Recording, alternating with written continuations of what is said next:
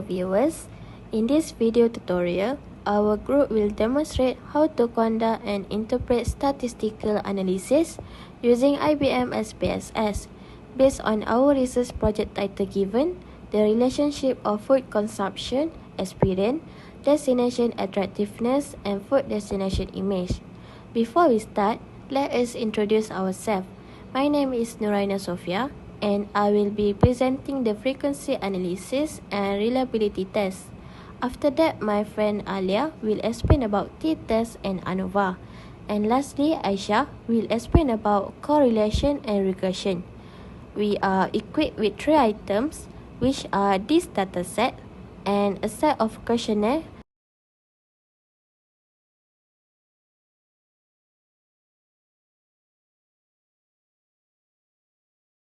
and a conceptual model framework. Without further ado, let's begin.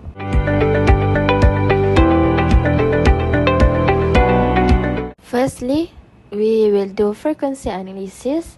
It refers to descriptive statistical method used to count the number of occurrence and percentage of categorical data. In our study, we will use it to summarize the demographic profile of our respondent from section A, such as their gender or age. The first step is we're going to analyze and then click on descriptive statistic and choose frequency.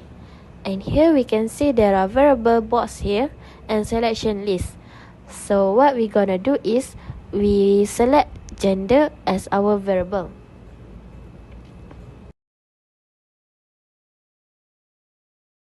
And then we go to statistic and go to central tendency and tick for mean, median, mode and sum. After that, we go to dispersion and tick for standard deviation. After all done, we can click continue and click OK. Now let's look at the demographic profile for the gender of the respondent.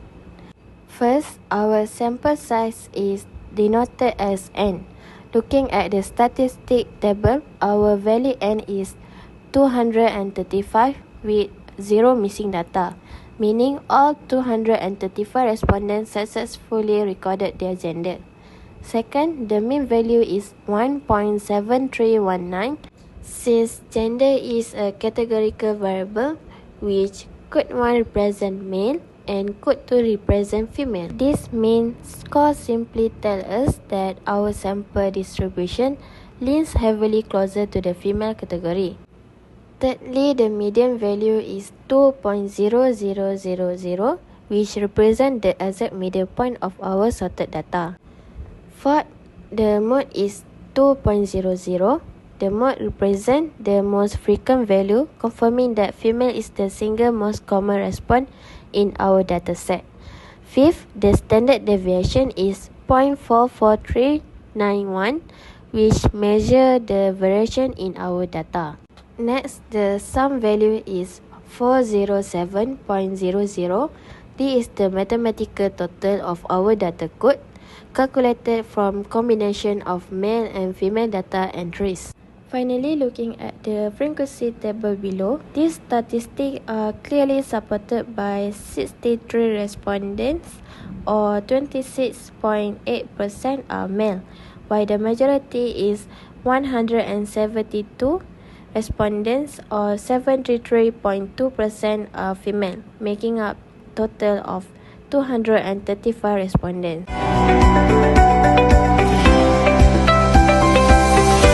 After finish doing frequency analysis, next we are going to do reliability test. In SPSS, a reliability test measures the internal consistency and stability of a research instrument. It is to ensure that the question consistently produce stable and dependable result over time. So first, we go analyze and then we choose scale and click on reliability analysis. So here we can see the items spot here. We need to choose 3 items from selective list. This test does not involve demographic data. It is specially designed to test consistency of Likert scale 1 to 5 items before calculating their mean score. So here I choose 3 items, which are taste quality 1, taste quality 2, and taste quality 3. And then we go to statistic and go to descriptive and tick item, scale and scale if item deleted, and then go to summarize, then tick for correlation. After that, click continue, then add the scale label, type taste quality.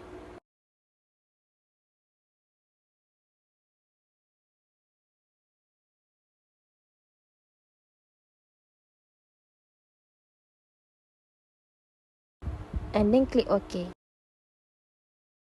So this is the reliability test result for the first variable, which is taste and quality. According to case processing summary, the total number of valid respondents is 235, representing 100% of the data, with 0 excluded cases. Moving on to the reliability statistic table, the crunch batch alpha value achieved is 0.912 based on 3 items. Since the value is well above the standard threshold of 0.70, it indicates an excellent level of internal consistency. Furthermore, the item total statistic shows that deleting any of the item would not increase our current alpha score. Therefore, we can conclude that all 3 questions used to measure taste and quality are highly reliable and consistent for this study. Looking closely at the item total statistic table, we can observe the diagnostic value for each item under taste and quality. The corrected item total correlation value range highly from 0.786 to 0.849. Confirming that all 3 items contribute strongly to measuring this variable. Furthermore, the column crunch pair alpha, if item deleted, indicates that removing any question would drop or reduce our alpha level below the current score of 0.912. Therefore, all items are retained. Finally, the scale statistic table summarizes the overall scale for these 3 combined items, showing a total mean of 11.6894, a variance of 7.412, and a standard deviation of 2.72243.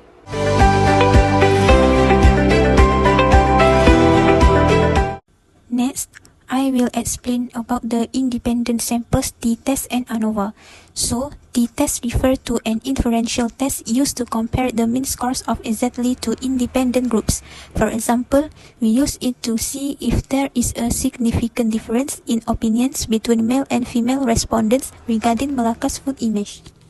So, the first step is click on the Analyze, then choose Compare Means and Proportions, and we select Independent Sample t-test. After that, we choose one variable, which is taste or quality, and the click grouping variable. We select gender because the test is to compare the mean between 2 groups, and click continue and OK. Now, let's look at the independent samples t-test results. Group Statistics Table.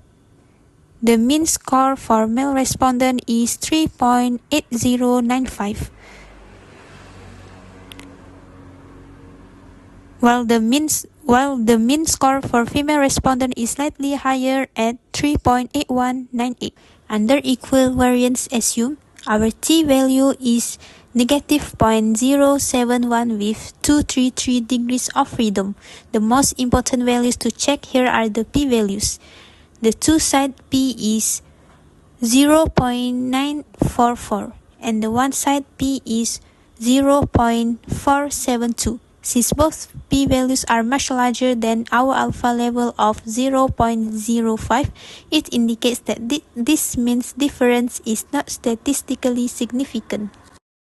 Then, we focus primarily on Cohen's d, which shows a point estimate of negative 0.010. According to Cohen's standard guidelines, any value below 0.2 is considered negligible. Since our value is negative 0.010, which is extremely close to 0, it indicates a very big or trivial effect size.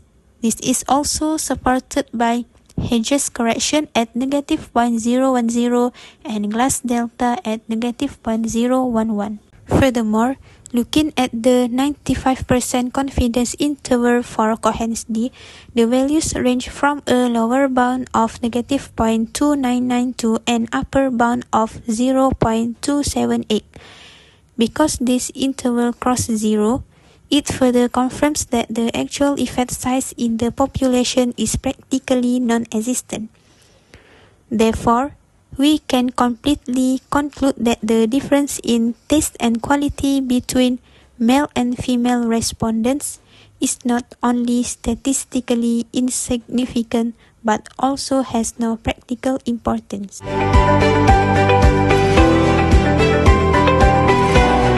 Now, let's move on to the one-way ANOVA analysis. Similar to the t-test, ANOVA is a comparative test, but it is used when we want to compare the mean scores of 3 or more distinct groups.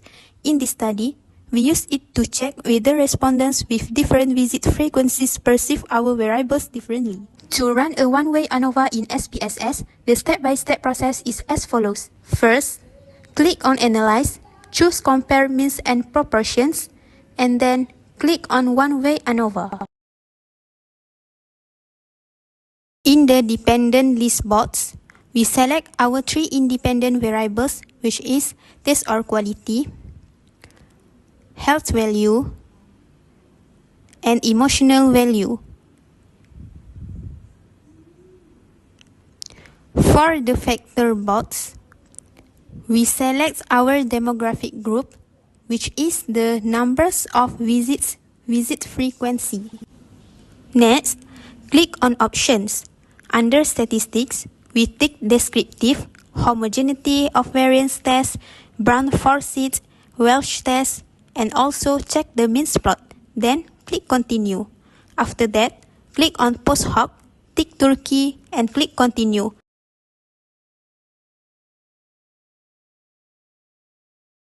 Finally, click OK to generate the results. Now, let's look at the output. The descriptive tables breaks down our 235 respondents based on their visit frequency, where the largest group consists of those visiting for the 5th time or more at 89 respondents. Looking at the baseline mean scores for each variable, taste or quality has an overall total mean of 3.8170, peaking at 4.1389, specifically for second-time visitors.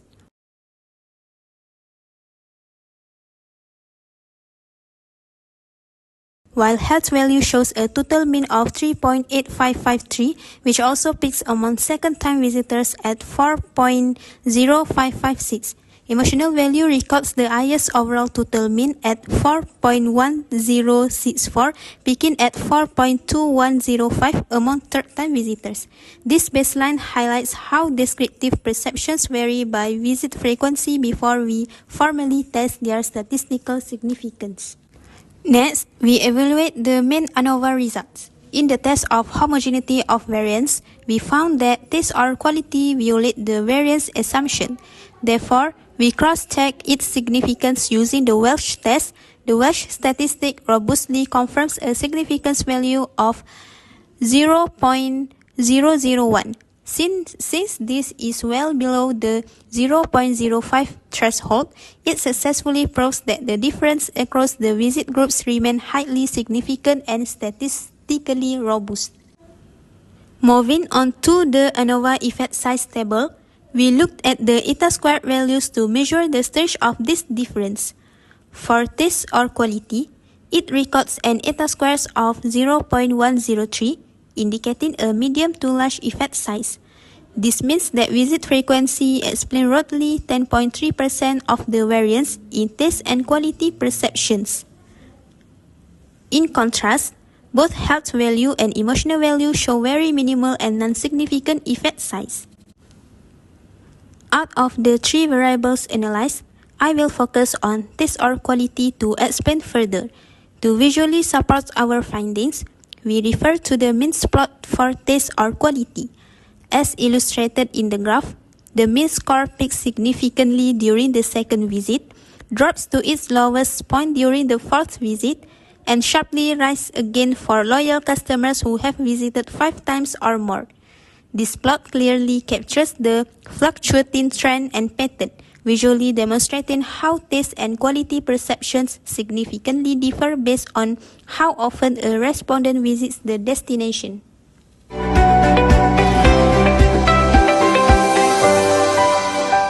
Next, I will explain about correlation analysis. This test evaluates the strength and the direction of a linear relationship between two continuous variables. It helps us understand the basic one-to-one connection between each independent variable with our dependent variable. The first step is click Analyze, choose Correlate, and select Bivariate. As we can see, there is a variable box here. For the variable, I choose taste quality, TQ1, and food destination image, FDI1. This is IV, TQ1, and this is DV, FDI1. After that, we go to correlation, coefficients, and tick for Pearson. Then for the test for significance, tick to tail. And for the last one, click for significant correlation.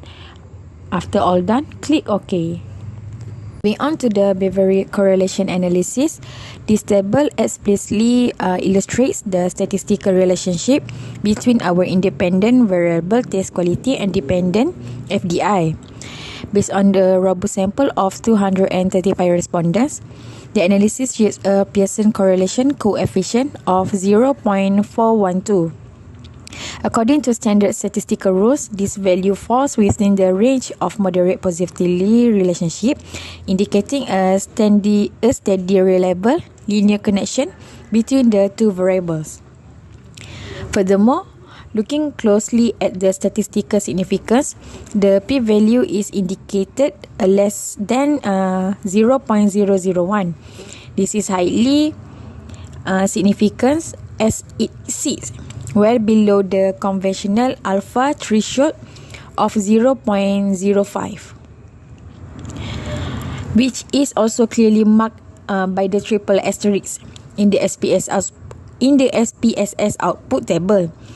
Because the p-value is less than 0.001, we have strong empirical evidence to reject the null hypothesis and confidently accept our alternative hypothesis.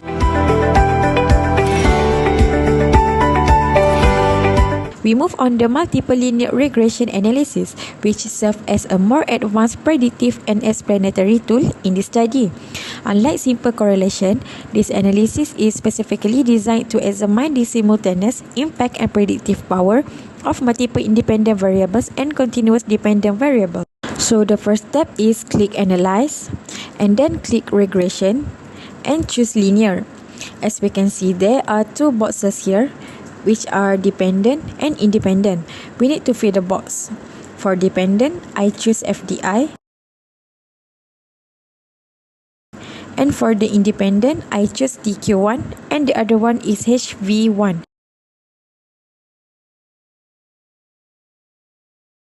So make sure enter selected. Click on Statistic, go to Regression Coefficients, then tick Estimates, Confidence Interval, and make sure the level is 95%. Then tick Model Fit, Descriptive, Part and Partial Correlation, and Collinear Diagnostics. Then go to the Residuals and tick Case-Wise Diagnostics, tick Outlets, Outside, and make sure the standard deviation is 3. After that, click Continue. Then, go to Options, go to Missing Values, and tick Exclude, Cases Pairwise, and Continue. Go to Plots.